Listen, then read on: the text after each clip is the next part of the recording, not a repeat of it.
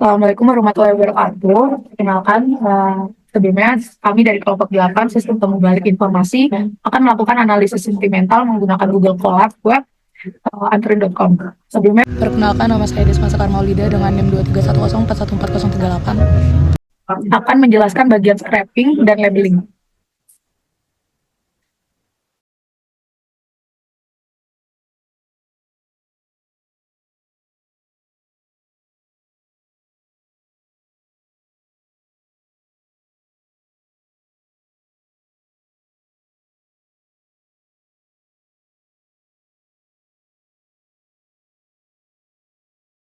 Di bagian scraping data, pertama-tama kita perlu menginstal Google Play Scraper terlebih dahulu dengan komen tanda seru pip install Google Play Scraper. Ditunggu beberapa detik, lalu akan muncul output yaitu collecting Google Play Scraper dengan masing-masing script di setiap katanya. Apabila berhasil, akan terdapat keterangan successfully install. Lalu yang kedua yaitu memanggil tools dari library. From Google Play Scraper, import up. Di sini ada import pandas ASTD dan import NumPy NPD. Pandas di sini berfungsi untuk membentuk tabel di data frame. Lalu NumPy ini untuk mengoperasikan matematis dan komputasi numerik yang lebih efisien di web.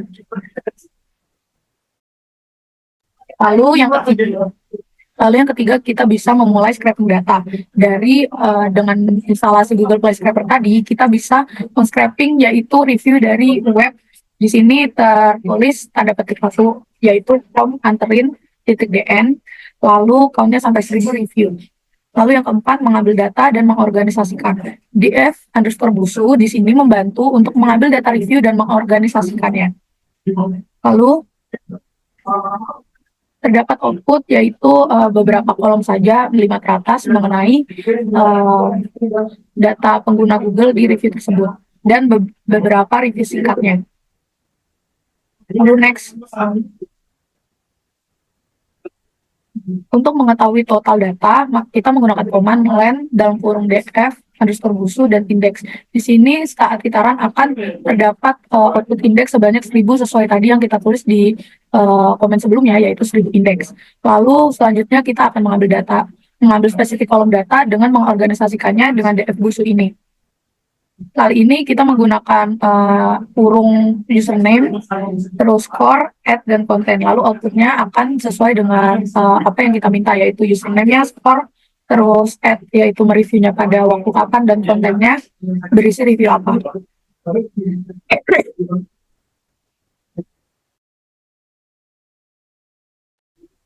Lalu selanjutnya kita perlu membuat data frame baru, yaitu dengan new_df, yaitu data frame dengan df_busu, kita akan membuat suatu data frame baru dengan konten yaitu username, score, add, dan kontennya. Untuk terakhir kita akan membuat data frame barunya selanjutnya dengan disortir dengan my_df.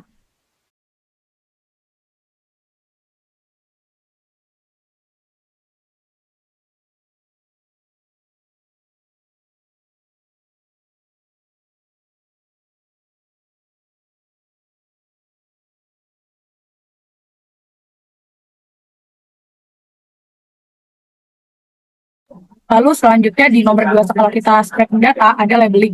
Labeling ini selanjutnya termasuk untuk label indeks apa saja skor di dalam reviewnya. Di sini setelah kita run komennya di label ini akan mengeluarkan output indeks-indeks, tapi ini kita sebelumnya dikeluarkan di CSV ya, data frame-nya. Selanjutnya my_df head ini akan mengeluarkan beberapa tampilan review singkat. Dan selanjutnya my_df titik to CSV akan membuat data frame baru dalam judul data mentah titik CSV.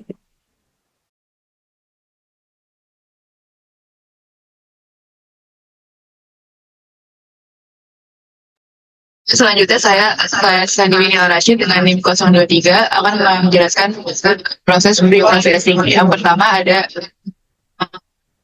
sintaks untuk mengubah teks menjadi lowercase support. Di sini stf.lower digunakan untuk mengubah semua teks dalam kolom konten menjadi huruf kecil. Terus selanjutnya ada sintaks untuk menormalisasi kata menjadi tujuan tersendiri. Payment menjadi pembayaran, app menjadi aplikasi, BGT menjadi banget, dan selainnya. Sintaks non digunakan untuk mengganti kata yang tidak formal menjadi formal.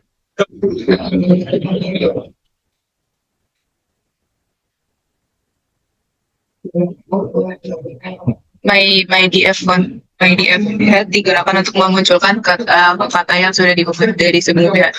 Lalu boleh lanjut.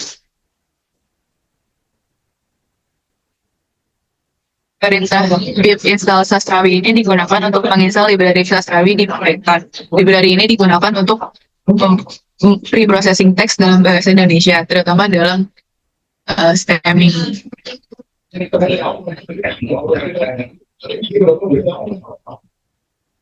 Selanjutnya, proses Stopword remover factory digunakan untuk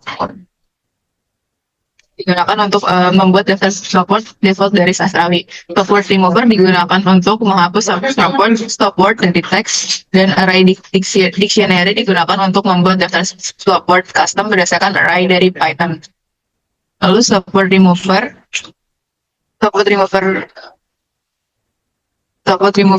factory digunakan untuk mengambil daftar stopword bawaan dari Sastrawi, yaitu kumpulan kata umum dalam bahasa Indonesia yang biasanya diabaikan saat analisis teks, misalnya dan, yang, dan lain-lain.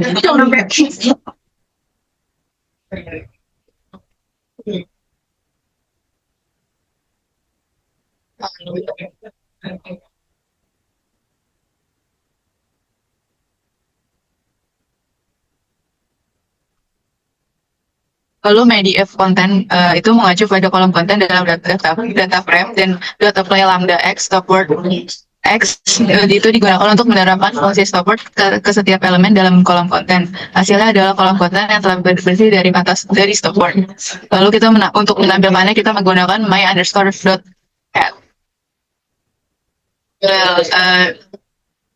Di tokenize ini, selanjutnya di tokenize. Tokenize ini digunakan untuk menyimpan hasil pemrosesan, yaitu kolom konten yang telah diubah menjadi daftar token. Boleh dirang?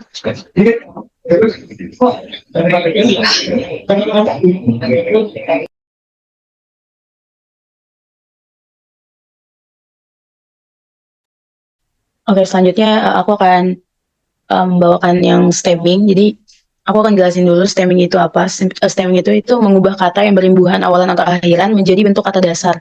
Contohnya kayak pesanan menjadi pesan atau membeli menjadi beli.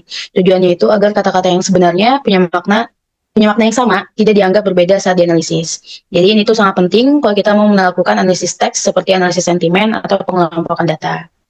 Ya. Untuk yang baris yang from Sastrawi streamer factory import streamer factory, kode ini itu mengimpor library Sastrawi. Jadi library ini khusus dibuat untuk membantu memproses teks berbahasa Indonesia, terutama untuk kebutuhan seperti sisteming itu. Selanjutnya yang dev stemming ulasan. Jadi apa itu ulasan? Ini tuh adalah data teks yang akan diproses nanti, biasanya berupa daftar kata-kata. Nah, selanjutnya untuk factory sama dengan streamer factory, streamer sama dengan factory.create_streamer. Ini tuh di sini tuh kita membuat alat yang disebut streamer menggunakan library Sastrawi ini. Jadi alat ini yang akan mengupas imbuhan dari si setiap kata ini. Selanjutnya yang do for while lesson, dt sama dengan streamer.stem. Ini tuh jadi si do ini untuk membuat list kosong untuk menyimpan si hasil stemming ini. Lalu kita ambil satu persatu kata di dalam data si ulasan ini, misalnya kayak pesanan atau membeli, terus kata tersebut diubah jadi kata dasar menggunakan si stemmer.stemw ini. Dan hasilnya akan menjadi pesan atau beli, atau imbuhannya itu bakal hilang gitu. Dan disimpan ke dalam list do ini. Nah, untuk yang decline ini join do. Jadi ini sudah di stem menjadi satu kalimat dengan spasi sebagai pemisahnya. Nah, untuk yang print decline sama return decline, jadi si print decline ini menampilkan hasil stemming untuk mengembalikan hasilnya supaya bisa dipakai di langkah berikutnya. Nah, nice.apply stemming, di sini kita mengaplikasi fungsi stemming ke setiap baris data dalam kolom tokenize ini. Jadi apa sih tokenize itu? Tokenize itu adalah data teks yang sebelumnya sudah dipotong-potong menjadi daftar kata. Misalnya, saya membeli pesanan. Jadi saya, membeli, pesanan gitu. Selanjutnya yang tokenize.toCSV data bersih 2 index false itu tuh setelah proses stemming selesai hasilnya disimpan ke file CSV dengan nama data bersih 2.csv. Nah, ini terserah mau dinamain apa aja. Jadi file ini bisa digunakan nanti untuk analisis lebih lanjut. Nah, terus untuk data clean sama dengan pd read CSV data bersih 2 CSV encoding latin 1. Jadi di sini file yang tadi disimpan dibaca ulang ke dalam si Python ini. Lalu kita lihat beberapa baris pertama datanya itu dengan si data clean.head ini. Mungkin boleh di-run. Nah, ini tuh bakal banyak ininya. Mungkin bisa lanjut aja kali ya, karena kepanjangan.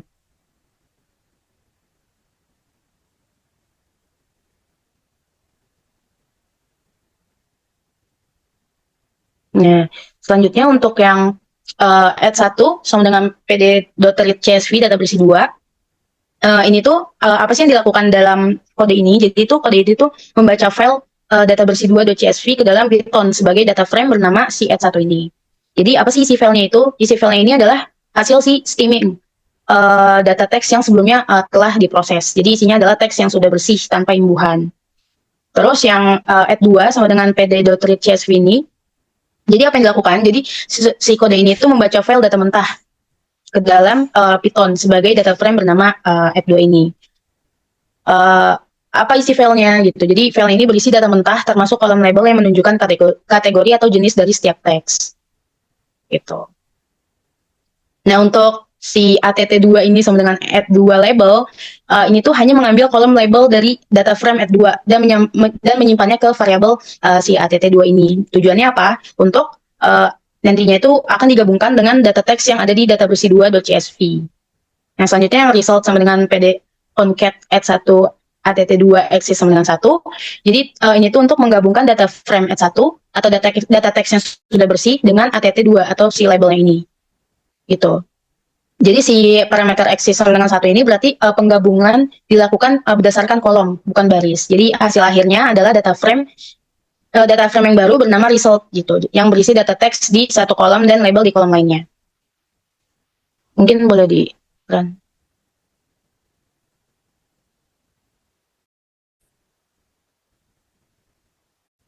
Oke. Lanjut. Mungkin yang result.head ini. Jadi hasilnya itu bakal menampilkan 5 baris pertama dari data frame result untuk memastikan penggabungan ini berhasil. Untuk yang add 1 sama dengan pd read CSV data bersih 2.csv ini, jadi apa sih yang dilakukan? Yaitu membaca file data bersih 2.csv ke dalam Python sebagai data frame bernama si add 1 ini. Jadi isi filenya itu apa aja? Isi filenya ini adalah hasil stemming dari data teks yang sebelumnya telah diproses. Jadi isinya adalah teks yang sudah bersih tanpa imbuhan. Selanjutnya yang add 2 sama dengan pd.read.csv ini data mentah. Jadi membaca file data mentah.csv ke dalam Python sebagai data frame bernama si add2 ini. Jadi isi file ini adalah data mentah termasuk kolom label yang menunjukkan kategori atau jenis dari setiap teks. Nah, selanjutnya untuk att2 sama dengan add2 label ini tuh hanya mengambil kolom label dari data frame add2 dan menyimpannya ke variabel si att2 ini. Tujuannya apa? Si kolom label ini nantinya akan digabungkan dengan data teks yang ada di data bersih 2.csv ini. Nah, untuk result sama dengan pd concat add1, att2 axis sama dengan 1, itu tuh menggabungkan data frame add1 atau data teks yang sudah bersih dengan att2 atau si labelnya ini. Jadi si axis sama dengan 1 ini berarti penggabungan dilakukan berdasarkan kolom, bukan baris. Jadi hasil akhirnya adalah data frame baru bernama result yang berisi data teks di satu kolom dan label di kolom lainnya. Coba boleh di-run dulu. Nah ya, nah untuk resultnya itu result.head ini jadi menampilkan 5 baris pertama dari data frame result untuk memastikan penggabungannya itu berhasil. Gitu. Jadi ini tuh 5 pertama.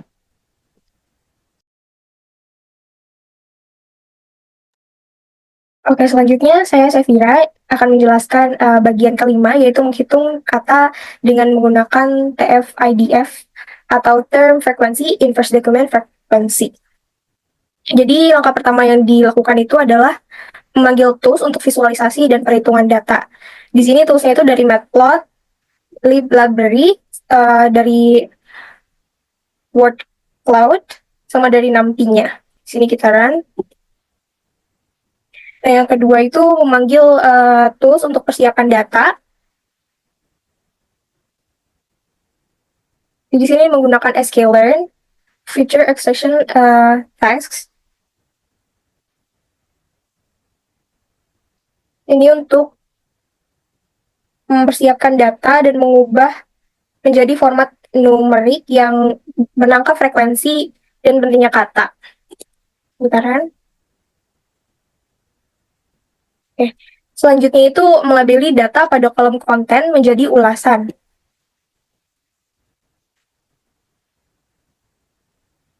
Jadi di sini mengambil semua teks dalam kolom bernama konten yang sebelumnya sudah dibuat data frame-nya dan menyimpan ke dalam variabel baru bernama ulasan.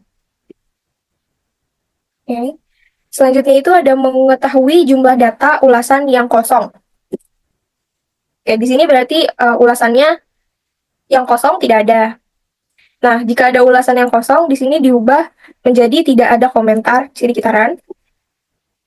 Oke. Selanjutnya itu untuk menghitung kata unik dalam ulasan.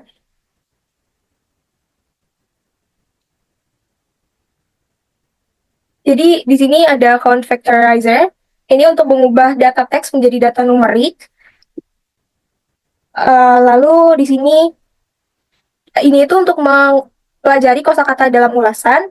Nah, yang di printnya ini itu untuk menunjukkan jumlah kata unik yang ditemukan dalam ulasan. Jadi ini kita run.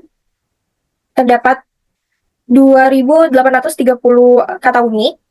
Kemudian selanjutnya ada listing kata unik.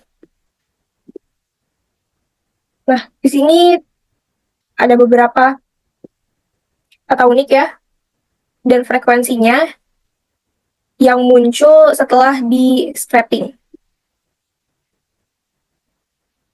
Kemudian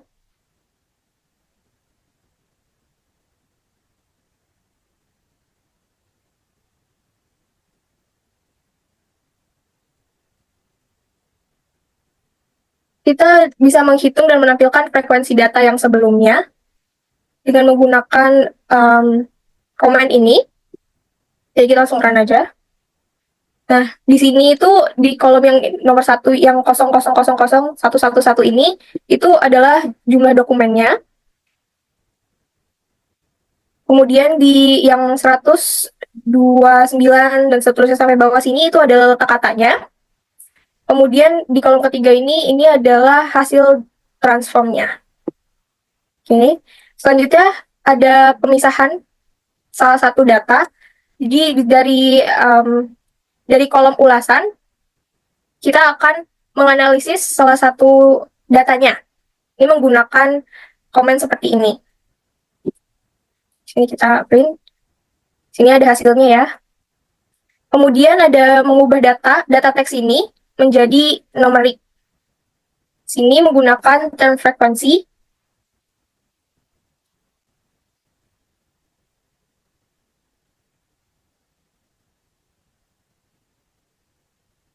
Ini untuk merepresentasikan numerik yang kemudian dapat dianalisis lebih lanjut.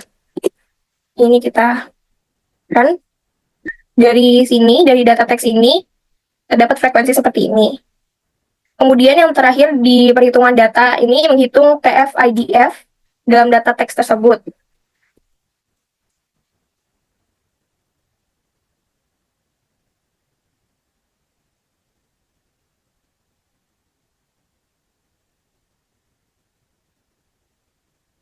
Jadi di baris dokumen sama dengan term fit transform ini itu mengubah seluruh data di ulasan menjadi representasi numerik menggunakan objek term fit.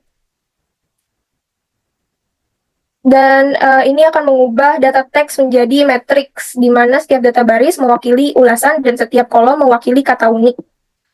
Terus ada di sini TF-IDF transformer. Ini untuk menyesuaikan dan mempelajari pentingnya keseluruhan data setiap ulasan. Kemudian di sini ada print, ini untuk memunculkan datanya. Selanjutnya di sini ada TF-IDF, sama dengan TF-IDF transformer, the transform term frequency. Ini itu untuk menghitung ulasan tertentu yang diwakili oleh term frekuensi. Jadi ini telah disesuaikan dengan bobot IDF ke frekuensi istilah yang telah dipilih. Sini kita run saja. Dan hasilnya seperti ini. Oke, selanjutnya ada visualisasi natural language processing. Baik, untuk naturalisasi akan visualisasi atau natural language processing akan dijelaskan oleh saya Nabila. Pertama itu ada syntax train as null. Syntax ini tuh digunakan untuk memfilter data di dalam data frame sehingga baris-baris di dalam kolomnya itu bernilai 0. Nah, 0 ini biasanya dinilai sebagai sentimen negatif. Selanjutnya untuk syntax selanjutnya itu berfungsi untuk memastikan agar data memiliki informasi yang lengkap, mencegah kesalahan, dan memberikan konteks bahwa tidak ada informasi yang tersedia untuk anti tersebut sehingga data tetap dapat diinterpretasi saat dianalisis. Selanjutnya untuk train as null head ini untuk menampilkan 5 baris pertama dari data frame. Selanjutnya untuk syntax from word cloud import word cloud itu berfungsi untuk merepresentasi visual di mana ukuran setiap kata menunjukkan seberapa penting kata tersebut muncul dalam kumpulan teks tersebut.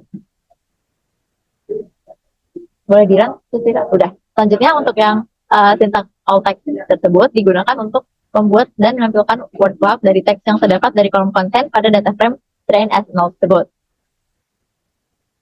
Nah, jadi di sini terlihat kata-kata yang paling sering atau paling banyak keluar di dalam review aplikasi yang sering aja.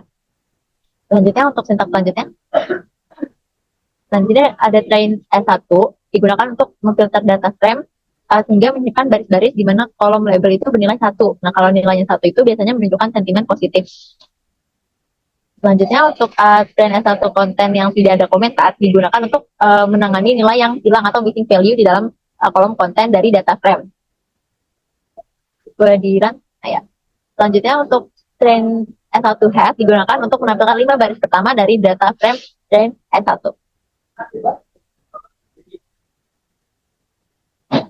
Selanjutnya untuk syntax yang all text boleh di-run.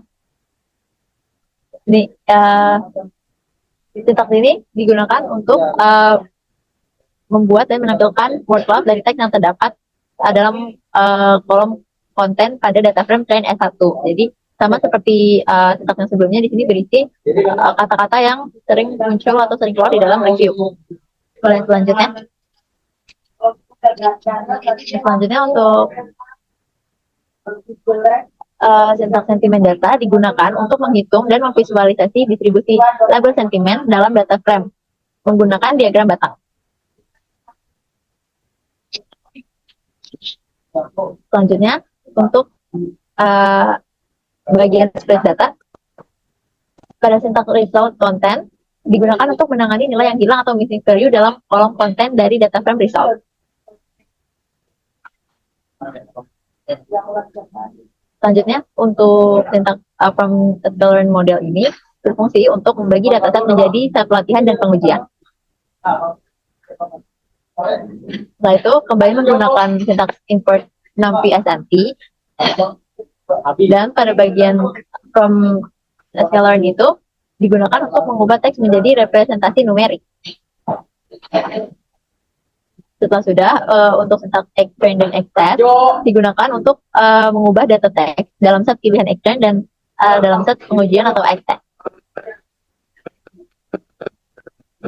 Selanjutnya untuk X-Train digunakan X-Train to array itu digunakan untuk mengonveksi matrix space yang dihasilkan dari C3 factorizer menjadi array nanti. Nah, selanjutnya untuk X-Test-nya digunakan untuk mengonversi matrix space yang dihasilkan oleh C3 factorizer untuk set pengujian atau X-Test menjadi array nanti biasa.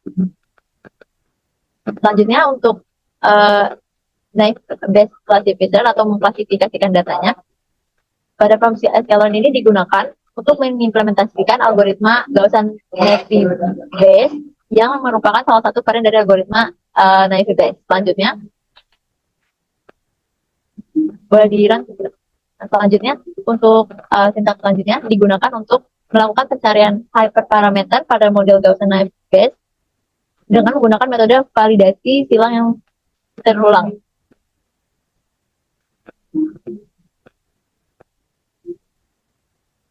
Untuk sintaks selanjutnya digunakan untuk membuat instance dari model Gaussian naive Bayes dengan parameter sparse smoothing yang telah ditetapkan.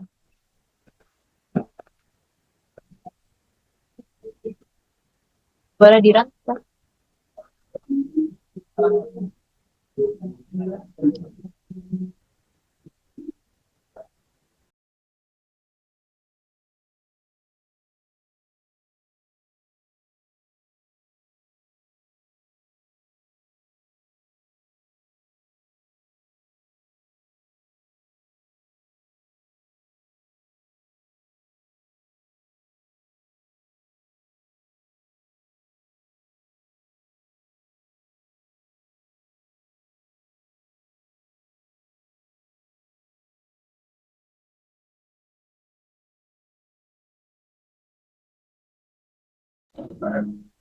NB-nya boleh sekalian di run atau tidak?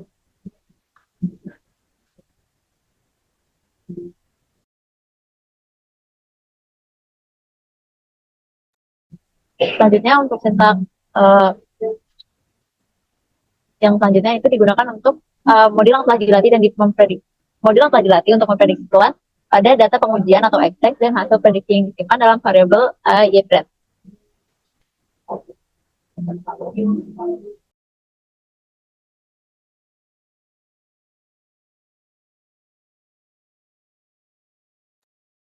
Selanjutnya, YPRED ini digunakan untuk menghitung matriks yang kebingungan yang menimbulkan jumlah prediksi benar dan salah untuk setiap kelas.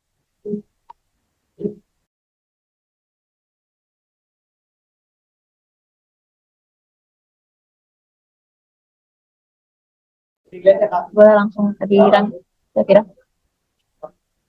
Selanjutnya untuk confusion matrixnya digunakan untuk menghasilkan laporan klasifikasi yang mencakup matriks evaluasi.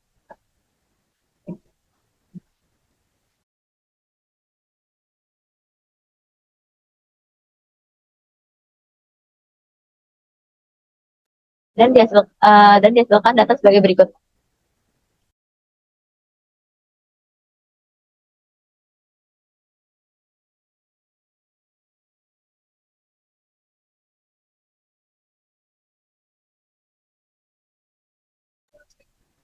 Setelah semua proses telah dilakukan, analisis sentimental akan menghasilkan sampel data yang dapat dicek di bagian kiri, di bagian files di bawah key, yang dari mana kita lakukan analisis mental itu menghasilkan sampel data, yaitu data bersih dan juga data mentah dalam bentuk CSV. Tergantung keperluan kita apakah dalam bentuk CSV ataukah dalam bentuk SLX.